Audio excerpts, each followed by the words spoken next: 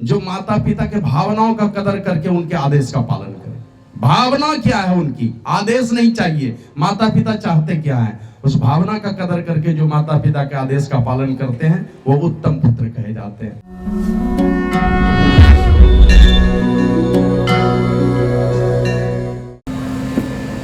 अखंड मंडलाकारं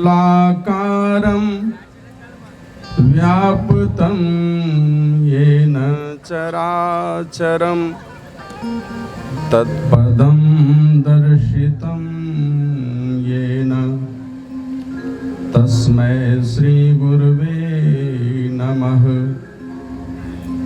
अज्ञानतिमिरान्धस्य ज्ञानाञ्जनशलाकया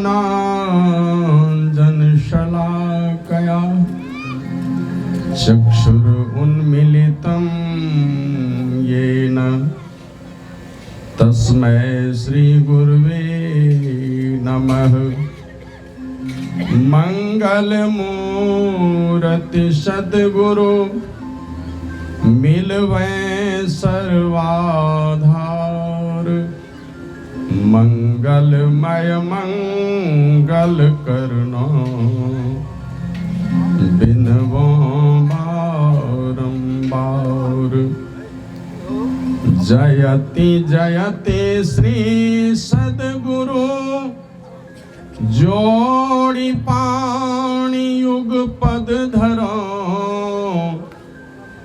चूक से रक्षा कीजिए बार बार विनती करो।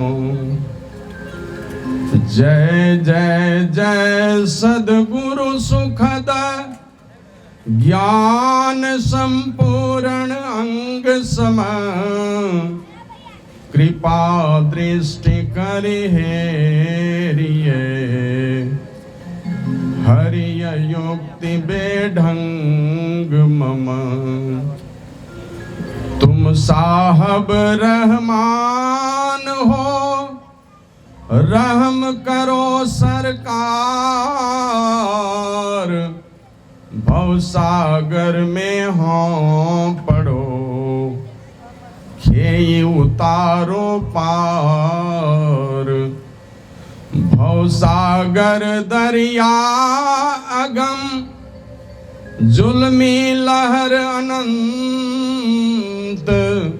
षट विकार की हर घड़ी, उठत होत ना अंत। इन लहरों की असर ते गई सुबुद्धि खोय, प्रेम दीनता भजन संग, तीनों बने न कोय।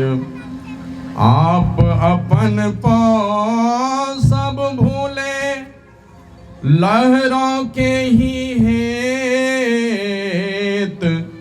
सो भूले कैसे लहों, सुख जो शांति देत। बुद्धि शुद्धि कुछ भी नहीं, कहे क्या में ही दास, सद्गुरु खुद जाने सब है, वेगी पुराई आस। मेरे मुअलिज जगत में सद्गुरु बिन कोई नाही,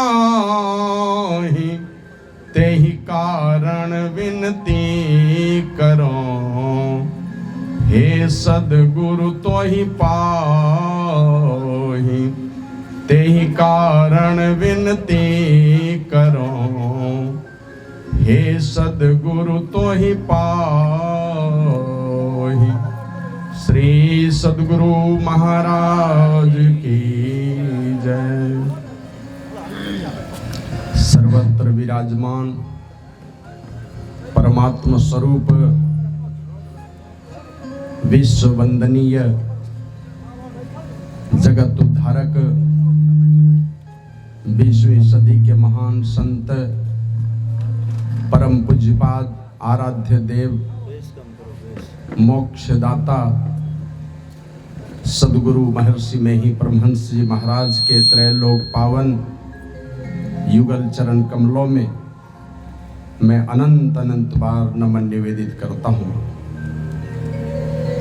रामचरितमानस में लिखा है, जीवन मुक्त ब्रह्म पर चरित सुनहि तजी ध्यान, जे हरि कथा न करहि रति तिनके ही अपासान।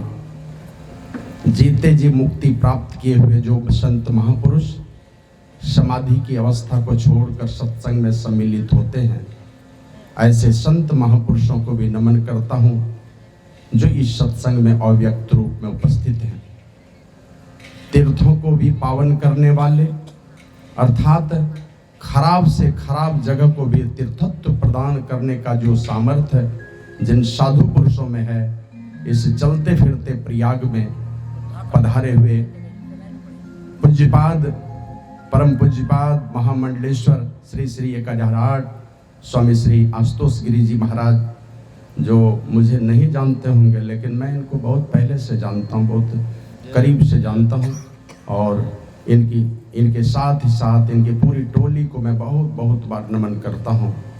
अन्य सभी सन्यासी ब्रह्मचारी वेश में जो कोई भी संतों के ज्ञान गंगा में गोता लगाने के लिए और परमात्मा की भक्ति का पिपासु बन करके जो इस सत्संग में उपस्थित हैं, उन सभी साधु महात्माओं, उपस्थित सत्संग प्रेमी सदात्माओं, भक्तिमती माताओं, धर्मशिला देवी स्वरूपा सती साध्वी बहनों, सभी जवान दोस्तों, या इसके अलावे भी हमारे थाना प्रभारी महोदय, अन्य भी जो साधु संत जन, जो भी सत्संगी गण, धर्म का पिपासु बन करके जो भी उपस्थित हैं, मैं सबों को नमन करता हूँ और सब लोगों से निवेदन करता हूँ कि आप लोग गुरु महाराज की जय घोष जोरदार शब्दों में करने की कृपा करें।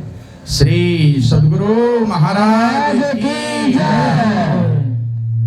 नमन करता हूँ उन देवी देवताओं को भी जो भी अव्यक्त रूप में इस सत्संग में उपस्थित हैं, क्योंकि जहाँ पर गुरु की पूजा होती है, गुरु की चर्चा होती है, रामचरितमानस में लिखा है, बंदों प्रथम महेशुर चरना, मोह जनित संशय सभरना। सारे संशयों का हरण करने वाले ये धरती पर के देवता संत पुरुष के का जहाँ गुणगान होता है, जहाँ उनकी पूजा होती है, सारे देवी देवता वहाँ उपस्थित होते हैं। उन सभी देवी देवताओं को नमन करता हूँ। इस धरती माता को भी नमन करता हूँ जहाँ पर बैठ करके हम लोग सत्संग कर रहे हैं। और बहुत बहुत बार उस माता जी स्वर्गीय ज्ञानेश्वरी देवी जी, अगर मैं सच हूँ तो शायद यही नाम है, क्योंकि मैंने पिछली बार कभी मेरे आश्रम में कुछ दान देने गई थी तो यही नाम लिखाया था। तो उस माता जी के पुण्य के प्रताप से जो मेरी बाईं ओर बैठे ये महाराज जी, शायद आप लोगों को नहीं पहचान, मैं जानता हूँ। मेरी बड़ाई आदरणीय रामचंद्र जी खूब बड़ाई कर रहे थे, लेकिन शायद ये महाराज को नहीं जानते हैं, इसलिए बड़ाई के बहुत सारे शब्द बोल भी नहीं पाए। मन में इच्छा है लेकिन बोल नहीं पाए। तो बड़ी ही सौभाग्यशाली थी ऐसे महापुरुष, और वो खास करके हमारा भी सौभाग्य है कि मेरे क्षेत्र में इतने बड़े महात्मा स्वयं चल करके, जिनके पीछे लाखों लाख लोग खर्च करके प्रोग्राम करवाते हैं, वो अनायास ही आगमन हुआ है। उनके चरण पड़े, ये धरती निश्चित रूप से पवित्र हो गई है। तो मैं सबों को नमन करते हुए, और विशेष नहीं कहूँगा मैं, क्योंकि मेरी इच्छा में ऐसे फेसबुक के माध्यम से तो कई बार हमने सुना है, लेकिन फिर भी मैं चाहूँगा कि महाराज जी के विचारों को मैं सुनूं। और संक्षेप में जो कहने की बातें हैं, माता जी चली गई इस दुनिया से, ज्ञानेश्वरी देवी जी, उनका जो जीवन रहा है छिपा हुआ नहीं है, सब लोग जानते हैं उनके विषय में। सत्संग के प्रति बहुत रुचि थी, वो चली गई, लेकिन हम लोग भी अमृत पी के नहीं आए, हम लोगों को भी एक न एक दिन जाना पड़ेगा, सब जाएंगे इस दुनिया से। लेकिन जाते जाते हमारे यहाँ श्राद्ध कर्म में जो अंतिम क्रिया होती है, हमारे यहाँ वैदिक सनातन धर्म में वो पगड़ी की क्रिया होती है, जिसको हम लोग देहाती भाषा में पगड़ बन्हान कहते हैं। माना जो पंडित पुरोहित होते हैं, वे बेटे के ऊपर उसकी पगड़ी दे देते हैं। माना माता की पगड़ी या पिता की पगड़ी अब बेटे के माथे पर है। उस पगड़ी को डुबाना है तो डुबा दो, और नहीं तो उसकी कीर्ति को आगे बढ़ाना है तो बढ़ा दो। और वही प्रसंग अभी सुन रहे थे भगवान श्री राम बन जाने के क्रम में। पहले तो गए हैं अपने पिताजी को कि पिताजी क्यों आप इतने दुखी हो गए, आप आदेश दीजिए। आप लाचारी में मत कहिए कि बन जाओ, लाचारी मत कहिए, राजा होने के नाते आप मुझे आदेश दीजिए। मैं एक तो साधारण प्रजा हूँ, पुत्र भले ही हूँ लेकिन मैं प्रजा हूँ, और एक प्रजा को जिस प्रकार राजा आदेश देती हो उस प्रकार आप आदेश दीजिए। मैं बन जाकर आपके आदेश का पालन करके मैं अपना जीवन सफल करके आऊंगा। और यही कहा, धन्य जन्म जगदीतल तासु, पिता ही प्रबोध चरित सुनी जासु। जिसके कृत्य को सुन करके पिता का सीना गदगद हो जाए, फूल जाए, उनकी चरित्र को सुन करके, जिस बेटे का चरित्र सुन करके उस बेटे का जन्म लेना धन्य हो जाता है। और कहा, चारि पदार्थ करतल ताके, प्रिय पितु मातु प्राण समझा के। जिसको माता और पिता अपने प्राण के समान प्यारे हैं, उसके मुट्ठी में चारों पदार्थ है, अर्थ धर्म काम और मोक्ष। और अपनी माता के पास जाकर के यही कहा, सुनु जननी सो सुत बड़भागी। माता कैकेयी को कहा था, जिसने 14 वर्षों का वनवास दिलाया, उस माँ को कहा, सुनु जननी सो सुत बड़भागी, जे पितु मातु वचन अनुरागी, तनय मातु पितु तो सदिहारा, दुर्लभ जननी सकल संसार। ए मेरी माँ, वह बेटा संसार में दुर्लभ है जो माता पिता को संतुष्ट कर दे। पुराण को पढ़ेंगे, महर्षि वेदव्यास से 4 प्रकार के पुत्र की चर्चा की है। उसमें एक होता उत्तम पुत्र, नहीं करके आदेश का पालन करते हैं, वे अधम पुत्र कहे जाते हैं। और जो माता पिता के आदेश का पालन ही नहीं करते, महर्षि वेदव्यास ने उनको पुत्र नहीं लिखा, उनको लिखा हुए मलमूत्र कहे जाते हैं। तो अब माता जी चली गई, अब बेटे हैं उनके, अब आपको उनकी पगड़ी डुबानी है तो डुबा दीजिए, कीर्ति को दुनिया में बढ़ाना है तो बढ़ा दीजिए। अब आगे आपके ऊपर जवाबदेही है। माता जी की जो भावना थी, बस यही भावना, साधु संतों का दर्शन हो, साधु संतों की सेवा का हमें सौभाग्य प्राप्त हो, क्योंकि उन साधु संतों के चरणों से ही मुक्ति का द्वार खुलता है, भक्ति का द्वार खुलता है। भगवान श्री राम ने माता सबरी को 9 प्रकार की भक्ति की चर्चा की थी, नवदा भक्ति की।